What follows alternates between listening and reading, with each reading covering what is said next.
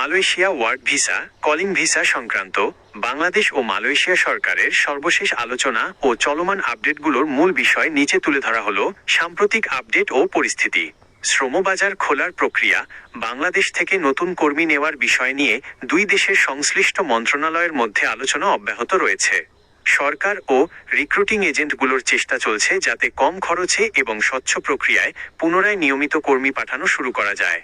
কোটা ও syndicate জটিলতা, পূর্বের syndicate প্রথা নিরসন এবং নতুন প্রক্রিয়ায় সব বৈধ এজেন্সিকে সুযোগ দেওয়ার বিষয়ে নীতিগত আলোচনা চলছে। বিশেষ ক্ষেত্রে নিয়োগানুমতি, কিছু নির্দিষ্ট খাত ও সীমিত সংখ্যক স্পেশাল ক্যাটাগরির জন্য সরকারি অনুমোদন সাপেক্ষে ভিসা প্রক্রিয়াকরণ চালু রয়েছে। সাধারণ আবেদনকারীদের জন্য গুরুত্বপূর্ণ সতর্কতা, অফিসিয়াল নোটিশ বা বিএমইটি অনুমোদন ছাড়া কোনো দালাল বা অবৈধ এজেন্টের কাছে অগ্রিম টাকা জমা দেওয়া থেকে বিরত থাকুন। অফিসিয়াল উৎস, ভিসার সঠিক তথ্য ও আপডেট পাওয়ার জন্য সবসময় জনশক্তি কর্মসংস্থান ও প্রশিক্ষণ ব্যুরো বিএমইটি অথবা প্রবাসী কল্যাণ ও বৈদেশিক কর্মসংস্থান মন্ত্রণালয় এর অফিসিয়াল বিজ্ঞপ্তি ফলো করুন।